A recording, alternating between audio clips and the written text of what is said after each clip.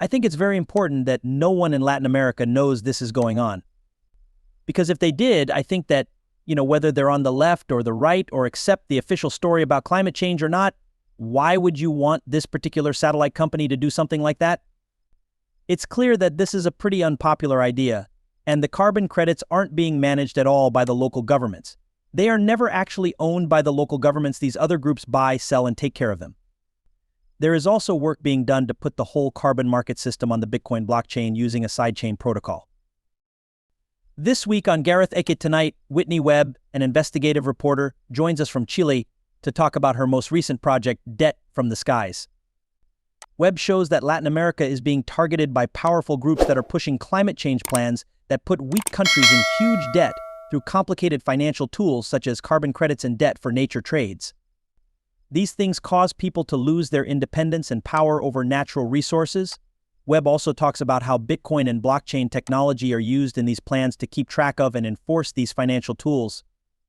The price of Bitcoin is around $1.70,400 right now, up 1% in the last 24 hours and 8% in the last 30 days. There are currently 19.7 million Bitcoin in circulation, out of a total of 21 million. Listen to learn more about Webb's in-depth results and what they mean for the economy of Latin America and the world. When it comes to taking advantage of people and resources in Latin America, when they're targeted in places like Peru, Colombia, and others, they're at risk because many of them are voiceless minorities who can't really bargain or try to protect what's theirs. There are also times when the military is used against these weak and voiceless people to help international mining companies, for example. It really does depend. For it to really happen, there would have to be a very large force. And sadly, especially after COVID, there was a big push to get everyone to use smartphones and do everything digitally and without cash.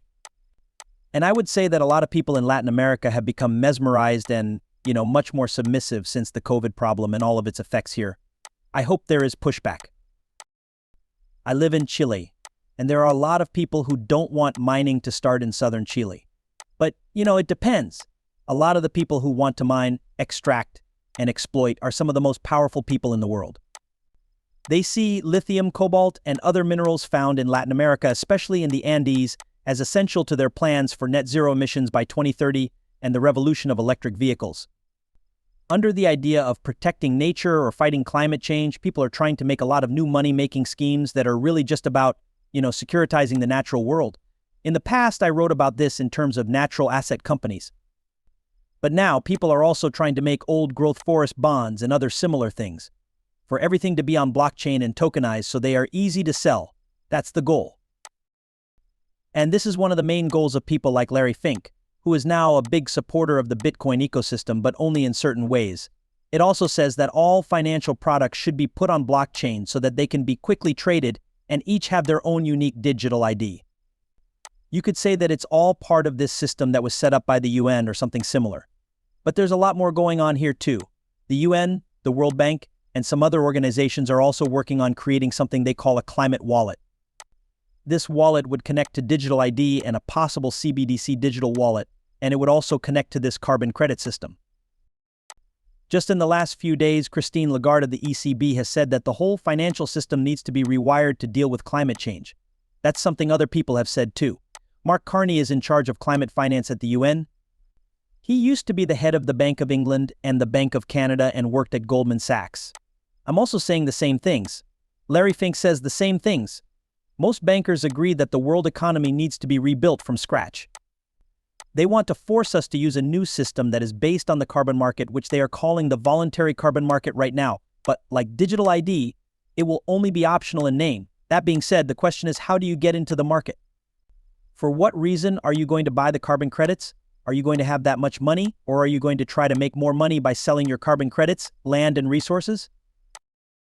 I think it's better to think about where they're trying to take us instead of what might happen to get us there, because that's something we can write down and see clearly. And that might help us better fight back against the PSI operations that are being used to try to get us to agree to everything. Obviously, one of the most important things here is to make everyone get a digital ID, just like they did with vaccine passports during COVID. This is because it's the basis for the whole Sustainable Development Goal and our Agenda 2030 plan, which, among other things, is to change every part of our lives to fit global technocracy. So, I've been writing a lot about the big push going on right now to get people to agree to things like a biometric entry-exit system in the US that are meant to stop illegal immigrants. This is also taking place in other parts of the world. And I would say that what's going on there is an attempt to get right-leaning populists in the US to back digital ID, which they didn't want during the COVID era. Additionally, there are many other attempts to do the same thing, such as promoting it as important for voter ID when people can still use the same IDs they've always had, or opting for physical IDs over digital ones. And I think a big reason for that is that they need to buy our cooperation and understanding of these rules because they won't work without our following them. In that way, what happened in COVID was a big test for a lot of those things. But it's clear that they learned something from that, and we should have too. And we need to focus on not following these different policy goals and not joining these different systems that they'll try to force us to use. Instead, we need to find ways to live without them. Because they could try to help in the same way that the World Food Program does now with the Building Blocks program, whether there is war or hunger. You want to be able to eat if you want humanitarian food. If you're a refugee, you have to scan your eye and use a digital wallet that is tied to your eyes to pay.